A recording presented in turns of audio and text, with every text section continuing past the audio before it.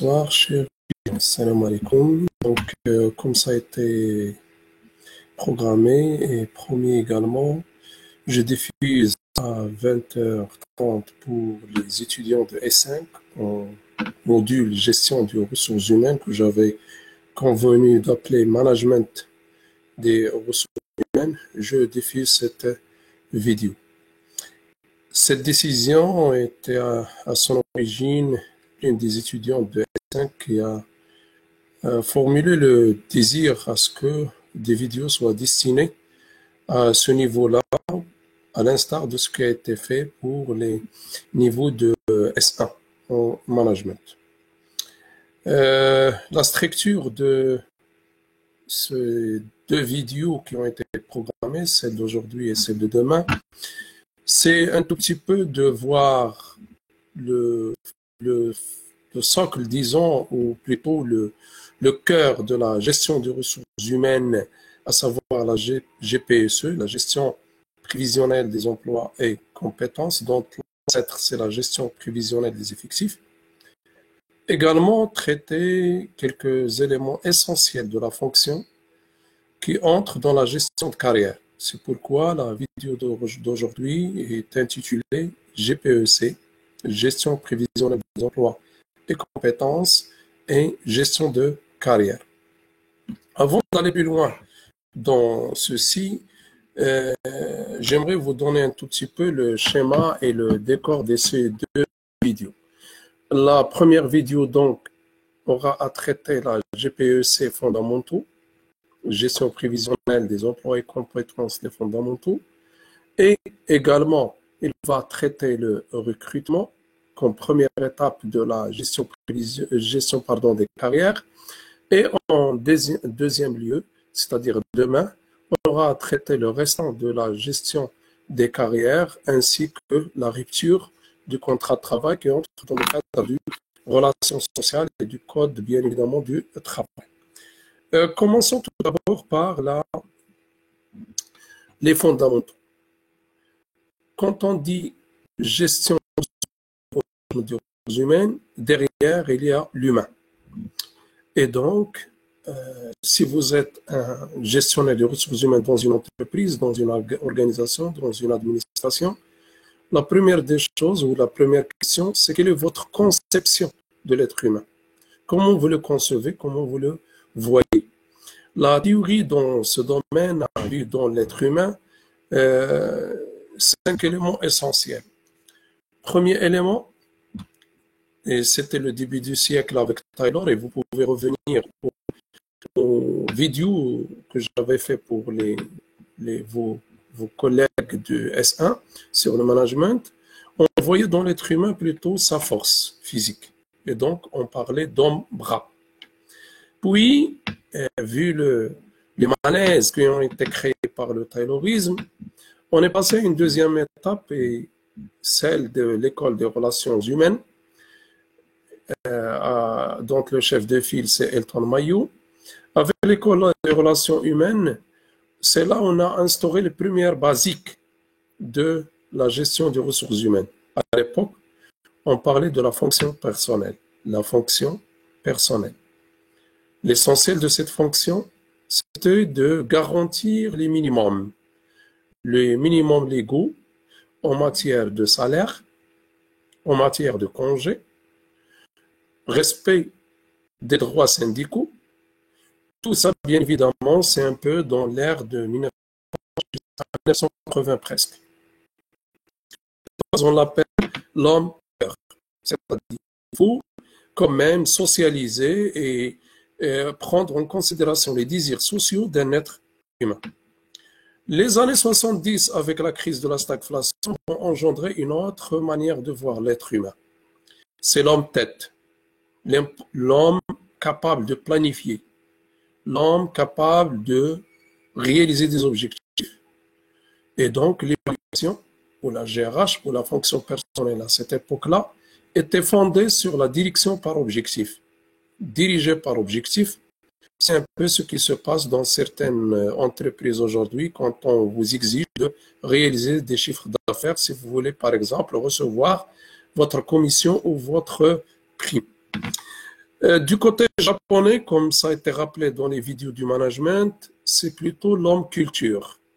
Et donc, la gestion des ressources humaines qui sera instaurée sera une gestion plutôt inspirée de la culture. Et souvenez-vous, pour vous simplifier un peu la donne, il suffit d'aller à la théorie X et à la théorie Y. De compte comme énergie, et c'est là où nous reconnaissons que l'être humain a des compétences et a des connaissances à un stade très avancé. Ce que je viens de rappeler, à savoir comment conçoit l'homme, on va supposer, mettre une petite hypothèse, que le monde a évolué. En passant par les années 80 à aujourd'hui, ce qui nous donne, avec cette hypothèse, que ce qui domine, c'est plutôt la GPEC, gestion prévisionnelle des emplois et compétences. Et on ne va pas être rêveur à la Google ou à la Apple ou à la Samsung pour dire que nous aurons une GRH virtuelle, une GRH de management des connaissances. Et dans ce cadre-là, donc, on va éliminer également ce volet-là des meilleurs mondiaux. Et donc, on va garder ce qui est dans la médiane, c'est-à-dire juste ce qui est dans le milieu, à savoir la GPEC, la gestion prévisionnelle des emplois et compétences. Qu'est-ce que signifie tout d'abord compétence avant d'aller plus loin pour qualifier la fonction?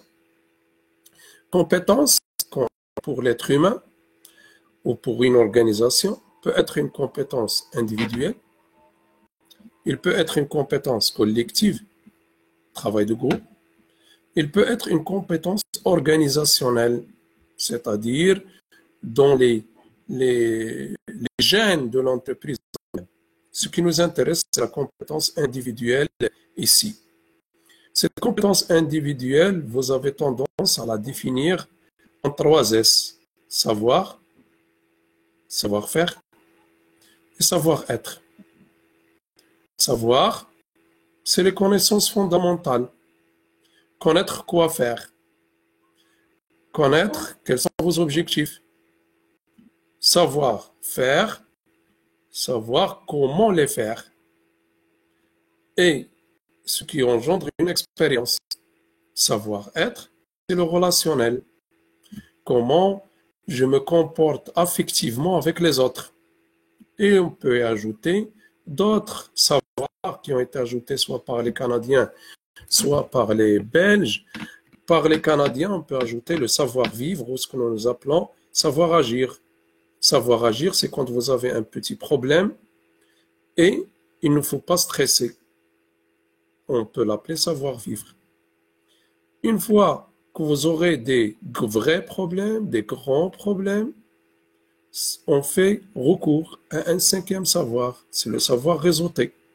Parce que tu ne peux pas résoudre les problèmes toi-même, tu vas recourir à ton carnet d'adresses, à tes amis, et là, on entre sur ce qu'on peut appeler la compétence collective. Revenons à nos moutons. La GPEC, telle qu'elle a été définie par des théoriciens tels que Peretti, Jean-Marie Peretti, c'est plutôt tous les savoirs, toutes les habiletés, tous les comportements qui s'expriment dans une situation de travail. Je donne l'exemple habituel que j'aime toujours donner. Quelqu'un peut être fort en français, français dictionnaire, mais quand on le met dans une situation d'échanger avec un étranger qui pratique le français, s'il réussit l'exercice, on dit qu'il est compétent. S'il ne le réussit pas, bien que c'est un dictionnaire de français, on dit qu'il n'a pas de compétences. C'est un peu l'approche la plus dominante en matière de gestion des compétences. Selon Peretti toujours, le monde où nous vivons est marqué par plusieurs défis. Ces défis-là, on peut les simplifier dans l'outil PESTEL. P pour politique, E pour économique, S pour socioculturel, T pour technologique, E pour écologique et L pour légal. On peut y ajouter un I, c'est-à-dire l'international. quand on dit par exemple respect des droits de l'homme, respecter les droits de l'homme et respecter le genre et ne pas employer les enfants, c'est parce que il y a des recommandations internationales, il y a des accords internationaux depuis 1948 et à ce jour-là qui défendent un peu les droits, tout d'abord civiques et politiques, en passant par les droits économiques et culturels, économiques et culturels, et en arrivant aux droits environnementaux. Et donc, tous ces éléments d'influence engendrent à ce que, en matière de GPEC, il faut que toute personne soit traitée one-to-one, personnalisation. Deuxième des choses, on doit adapter notre gestion des ressources humaines à la personne concernée. Troisième élément, il faut savoir la mobiliser. Quatrième élément, n'oublions pas le partage. Et dernier élément, c'est la question d'anticipation.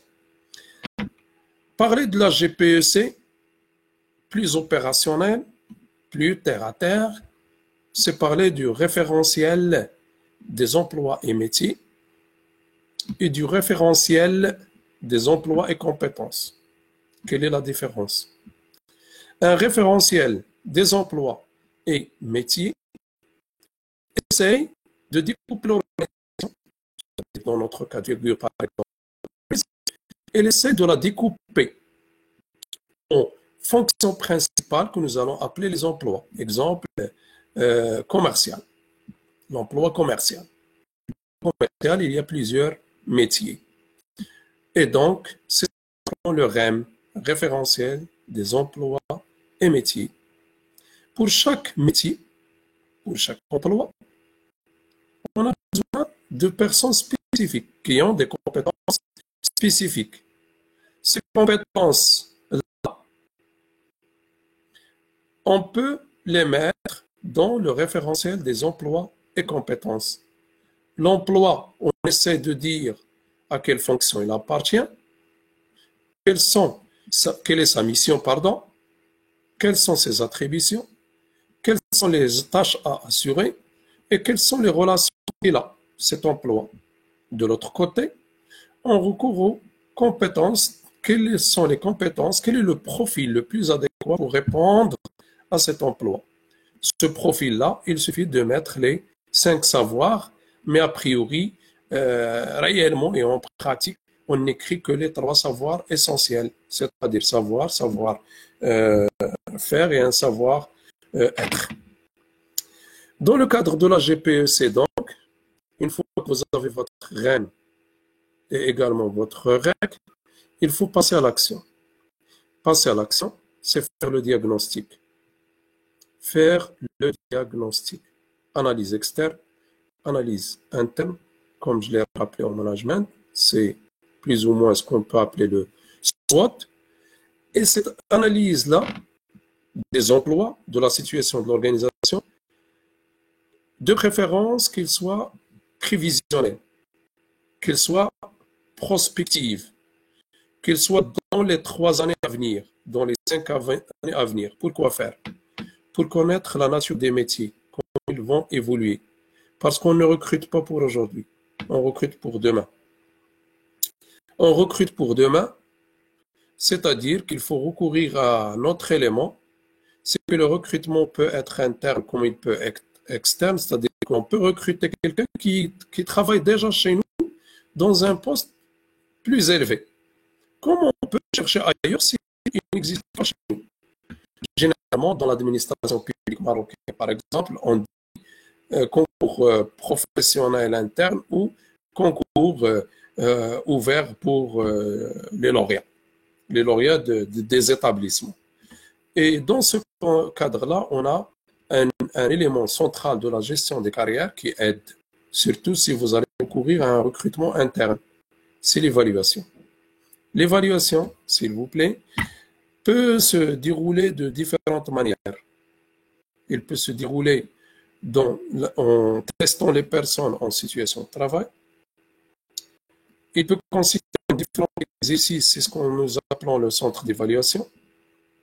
Il peut consister à évaluer une personne par ses collègues et par les partenaires et les parties prenantes, on appelle ça le 360 degrés, il peut consister en une évaluation, bien évidemment, en recours à la biographie des personnes.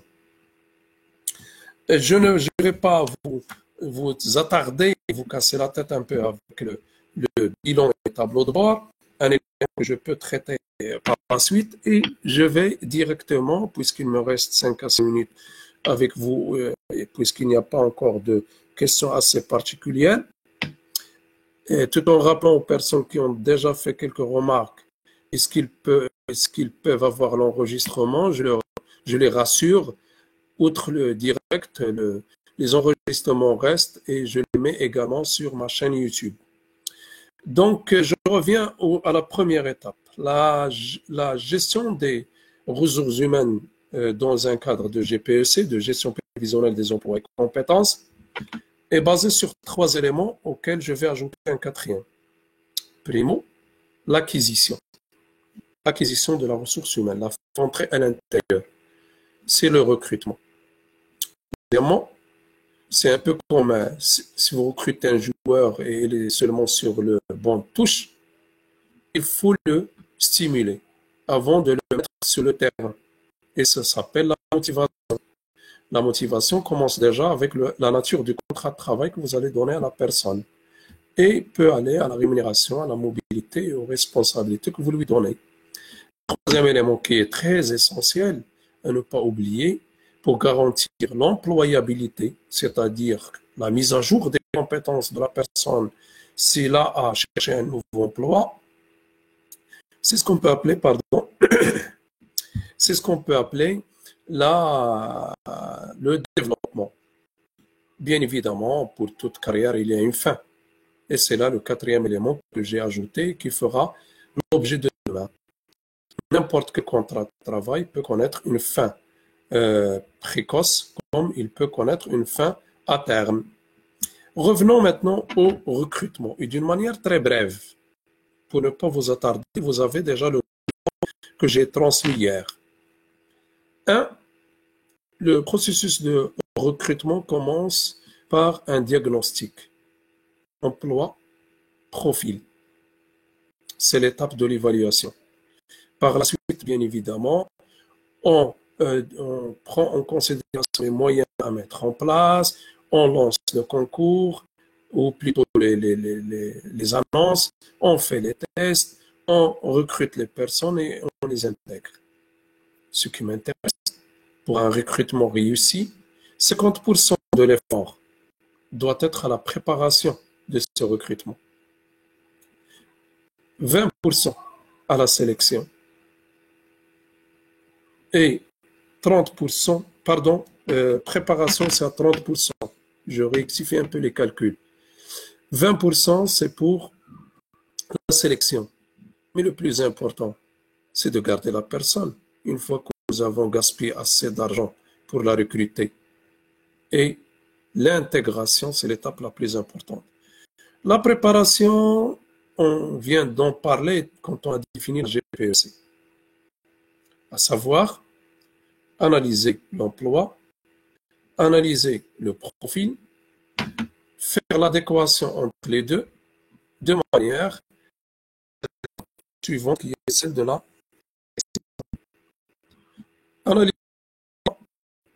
C'est connaître le pourquoi on veut recruter, à quelle finalité on veut recruter.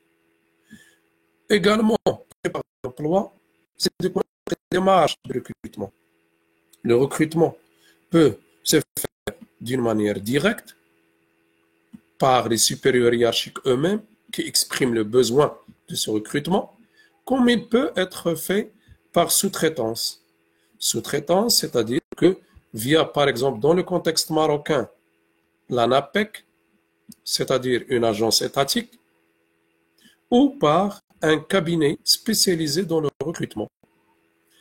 Enfin, pour ce qui est de la sélection, sans entrer dans les détails de la sélection, que ce soit en entretien, test psychotechnique, test d'aptitude, CVTech et tout ça, je rappelle toujours qu'aujourd'hui, dans le digital que nous vivons, cadre du numérique que nous vivons, c'est le profiling qui est très intéressant. Si vous allez être recruté par une grande entreprise de la place, il ne va pas se contenter par lire votre demande. Au recrutement, dès qu'ils reçoivent sur leur CV texte qui est généralement, dès qu'ils reçoivent vos coordonnées, ils lancent une petite recherche dans les moteurs de recherche. Ils peuvent demander également des informations supplémentaires de conseillers et de consultants avec ce que nous appelons aujourd'hui Big Data. Big Data, les bases de données gigantesques. Et puisque vous partagez pas mal d'informations sur vous, si vous êtes connecté, c'est là les informations les plus importantes qui seront prises en considération. On arrive maintenant à l'intégration. Pour ce qui est de l'intégration, il se passe par deux étapes. Une première étape qui est juridique, il faut savoir la nature du contrat. Le contrat peut être un contrat à durée déterminée. Il peut être un contrat CDI à durée indéterminée. La différence, c'est que dans le premier type de contrat, la date de fin est précisée. Dans le second, la date de fin n'est pas précisée. Toutefois, le premier contrat CDD peut contenir une clause assez particulière, c'est la reconduction, tacite reconduction. Tacite reconduction. C'est-à-dire que c'est l'une des deux parties, l'employeur ou l'employé, ne demande pas à rompre le contrat à terme, il sera reconduit et dans ce cas de figure, il devient un CDI. On peut avoir également des contrats d'intérim ou des contrats d'apprentissage via l'ANAPEC dans le cas du Maroc. Dernier élément avant de clôturer, c'est que l'intégration la plus importante, c'est l'intégration opérationnelle. L'intégration par tutorat, l'intégration par mentorat, l'intégration par coaching et une prise de décision collégiale serait préférable à une prise de décision par le seul supérieur hiérarchique qui vous a supervisé. Ainsi se termine la vidéo d'aujourd'hui. Demain, on aura à traiter trois éléments essentiels restants, à savoir la formation, la mobilité et bien évidemment la rupture du contrat. La rupture du contrat, là, je vais insister davantage plutôt sur la rupture précoce. Les ruptures à terme sont assez claires et ne posent aucun problème. Je vous remercie de m'avoir suivi. J'espère que j'étais à la hauteur de synthétiser les quelques éléments essentiels de la GRH. Ce que je viens de diffuser est valable pour tout, mais tout en tenant compte des détails essentiels qui ont été partagés par leurs profs, est valable également à l'échelle de tous les 5 et à l'échelle internationale. Comme je l'ai rappelé, la science, c'est la science. Là où vous êtes, il peut être enseigné de la même manière. À demain, Inch'Allah. Je vous donne rendez-vous si vous n'avez pas d'objection. Je vous donne rendez-vous plutôt à 19 h pour respecter mes charges professionnelles. Merci à vous.